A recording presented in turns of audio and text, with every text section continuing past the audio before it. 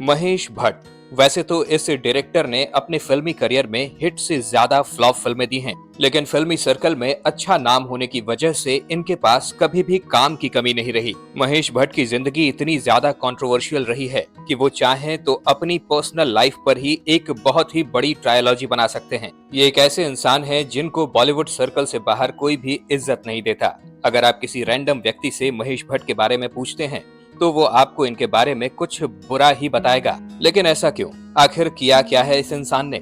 अगर मुझसे ऑनेस्टली पूछे तो मैं कहूंगा कि क्या नहीं किया है इस इंसान ने। लेकिन जब वीडियो बनाने के लिए मैंने इस विषय को चुना तो मुझे समझ में आया कि लोगों की नजर में इस व्यक्ति की इमेज ऐसी क्यों है आखिर। तो आइए ये वीडियो शुरू करते हैं। महेश भट्ट के पेरेंट्स भी कुछ कम नहीं थे। जितना महेश भट्ट के बारे में जानने को मिलता है उससे ज्यादा ही कंट्रोवर्शियल चीजें उनके पेरेंट्स के बारे में भी जानने को मिलती हैं। महेश भट्ट के पिताजी एक जनेऊधारी गुजराती ब्राह्मण थे। वो एक बड़े प्रोड्यूसर भी थे।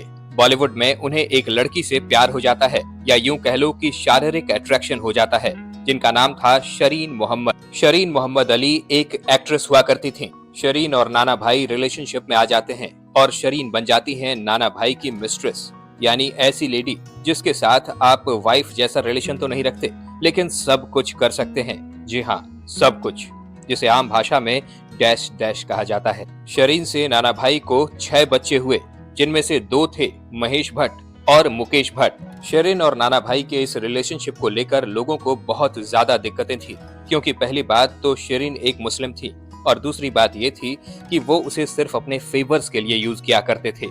शरीन के साथ 6 बच्चे करने के बाद नाना भाई ने एक और लेडी हेमलता भट्ट से भी शादी की थी, जिससे उनके फिर 3 बच्चे हुए थे। खैर, हो सकता है इस बारे में आपको जानकारी ना हो तो मैं बता दूं, उनसे जो 3 बच्चे हुए उनके नाम थे रॉबिन, परमेश और ममता भट्ट। खैर, ये सुन के आपको तो पता चल ही गया होगा कि महेश भट्ट की लाइफ में कंट्रोवर्सीज बॉलीवुड इंडस्ट्री में आने से पहले ही शुरू हो गई थी। उनका और कंट्रोवर्सीज का रिश्ता काफी पुराना है। उनके पैदा होने से पहले ही इन कंट्रोवर्सीज ने उनका हाथ थाम लिया था मानो। खैर, महेश भट्ट के स्कूल के दिनों की बात है। महेश का दिल चुरा लेती है एक कैथोलिक लड़की, लॉरेन ब्राइट। इन दोनों का रिलीजन अलग अलग था लेकिन जज्बात एक जैसे थे। दोस्ती हुई और फिर ये दोस्ती इन दोनों के बीच प्यार में बदल गई। लॉरेन बॉम्बे स्कॉटीज में रहा करती थी और महेश भट्ट उनसे मिलने के लिए बार बार स्कूल से निकलकर भाग जाया करते थे। पर ये देखकर स्कूल वालों ने महेश भट्ट को ही स्कूल से निकाल दिया, पर उनका प्यार उसे कोई नहीं रोक सका। जब ये दोनों 20 साल के हुए तो इन दोनों ने दुनिया के खिलाफ जाकर एक दूसरे से शादी कर ली। लॉरेन ने धर्म बदलकर अपना नाम किरण रख लिया। जी हाँ, किरण भट्ट। सिर्फ 21 साल की उम्र में, यानी 1 साल बाद ही महेश भट्ट और किरण भट्ट पेरेंट्स बन गए। वो एक लड़की के माँ बाप बन गए। उनकी पहली बेटी का नाम था पूजा भट्ट। इधर करियर वाइज महेश भट्ट काफी बुरे दौर से गुजर रहे थे। एक के बाद एक मूवीज फ्लॉप होती ही जा रही थी। हालांकि महेश भट्ट ने 1974 में ही इंडस्ट्री में एज अ डायरेक्टर डेब्यू किया था, लेकिन उनको सक्सेस नहीं मिली। उनको सक्सेस मिली 1982 में, जब उनकी फिल्म आई थी अर्थ। 1982 में इस फिल्म के आने से पहले बैक टू बैक 5 फिल्में इनकी फ्लॉप रही थी। उसके बाद जिंदगी में सबसे बड़ा अचीवमेंट अगर इनकी बात करें तो 1990 में इनकी एक फिल्म आई थी जिसका नाम था आशिकी। इसने महेश भट्ट को एक नामी गिरामी डायरेक्टर बना दिया था। आशिकी फिल्म के आने से पहले भी हाल कुछ ऐसा ही था कि इनकी कई सारी फिल्में फ्लॉप हो चुकी थी। उससे पहले 1986 में उनकी एक फिल्म आई थी नाम, जो कि थोड़ी बहुत हिट रही थी। इसके बाद उन्होंने बैक टू बैक 7 फ्लॉप फिल्में दी थी। तब जाकर 1990 में उनकी फिल्म आशिकी रिलीज हुई, जिसने की बॉक्स ऑफिस पर तहलका मचा दिया। वो भी एक शॉर्ट टर्म सक्सेस नहीं थी, बल्कि बहुत बड़ी सक्सेस थी। इस फिल्म का भूत उतरने के बाद भी महेश भट्ट की जिंदगी नहीं संवरी। उन्होंने इसके बाद भी कई सारी फ्लॉप फिल्में दी और इसी वजह से उनकी पर्सनल लाइफ भी अब हैम्पर होने लगी थी। और इसी बीच इनकी अचानक से अफेयर की खबरें भी आने लगी, उस जमाने की एक खूबसूरत अभिनेत्री परवीन बॉबी के साथ। यहाँ तक कि महेश भट्ट ने अपनी वाइफ और बेटी को भी परवीन बॉबी के लिए छोड़ दिया, मगर परवीन मेंटली काफी ज्यादा ठीक नहीं थी। इसके बाद कहा जाता है कि महेश भट्ट के गुरुजी कृष्ण मूर्ति ने उनसे कहा था कि तुम परवीन की जिंदगी से दूर हो जाओ, क्योंकि तुम इसकी रिकवरी प्रोसेस में काफी ज्यादा प्रॉब्लम बन रहे हो। जिसके बाद वो अपनी वाइफ के पास वापस चले गए थे, मगर फिर भी महेश अपनी वाइफ के साथ लॉयल नहीं रहे और उन्होंने सोनी राजधान के साथ एक्स्ट्रा मैरिटल अफेयर शुरू कर दिया। परवीन के जाने के गम में और अपनी पर्सनल लाइफ में चल रहे उथल पुथल की वजह से महेश काफी ज्यादा परेशान थे और उस वक्त पे उन्हें सोनी राजदान ने ही सहारा दिया था। हालांकि उन्होंने इस अफेयर को मीडिया से काफी दूर रखने की कोशिश की, मगर जब सोनी के पेरेंट्स ने महेश से इस रिलेशनशिप के बारे में पूछा तो उसने खुलेआम कह दिया कि सोनी से मैं बहुत प्यार करता हूँ, मगर उसके चक्कर में मैं अपनी वाइफ किरण को डाइवोर्स नहीं दे सकता। इसके बाद महेश भट्ट ने जो किया वो सुनकर आप चौंक जाएंगे। दरअसल वो अशरफ भट्ट बन गए। जी हाँ, वैसे भी उनकी मदर मुस्लिम थी और महेश को भी बचपन से इस्लाम से कुछ ज्यादा ही लगाव और दिलचस्पी थी, तो वो मुस्लिम बन गए, जहां 2 वाइफ्स रखना अलाउड होता है। महेश के मुस्लिम बनते ही सोनी ने भी इस्लाम कबूल कर लिया और उनका नाम अब हो गया सकीना। इन दोनों की पहली बेटी शाहीन साल 1988 में हुई थी और दूसरी बेटी आलिया साल 1993 में हुई। इसी बीच साल 1990 में स्टार डस्ट मैगजीन में एक ऐसी तस्वीर छपी जिससे पूरे देशवासियों को शौक लगा दिया।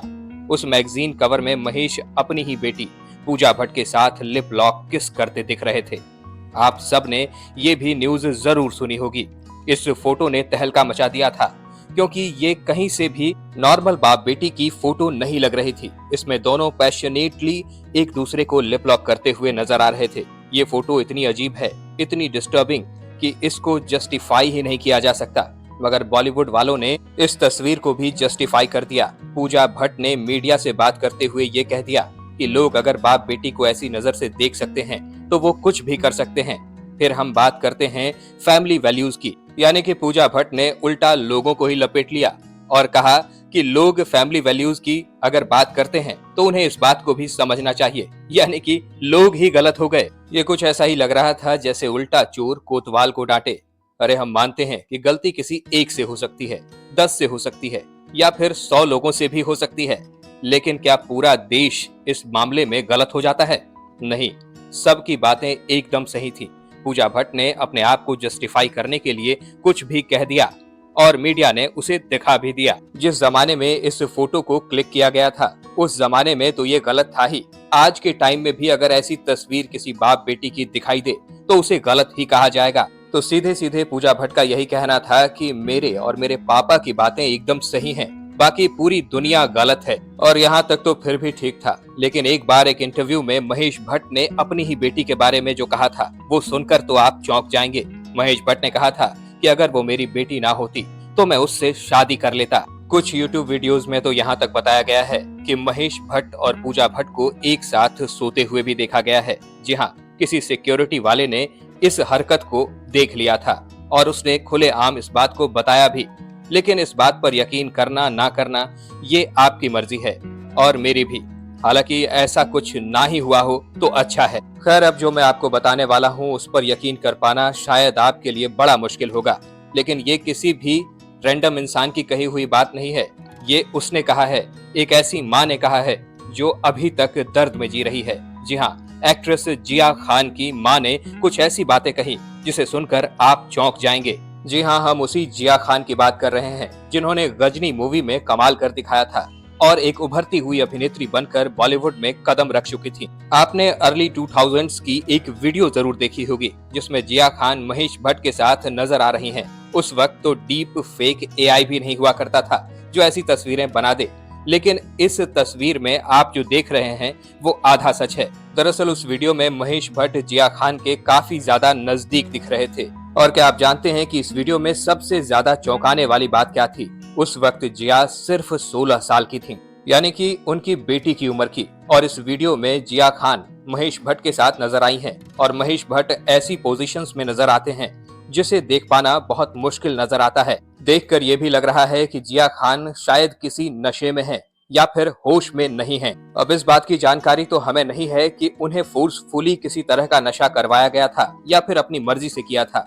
अगर उन्होंने अपनी मर्जी से भी किया था तो आपको इस बात की पूरी जानकारी होगी कि 16 साल की उम्र में ये सब करना इलीगल होता है। जिया खान के जाने के बाद जिया खान की मां ने मीडिया के सामने रोते हुए कहा था कि महेश इतना बुरा है कि मैं उसे एक्सप्लेन भी नहीं कर सकती। उन्होंने आगे कहा था कि महेश भट्ट ने मेरी बेटी के साथ वो सब कुछ किया जो नहीं करना चाहिए था।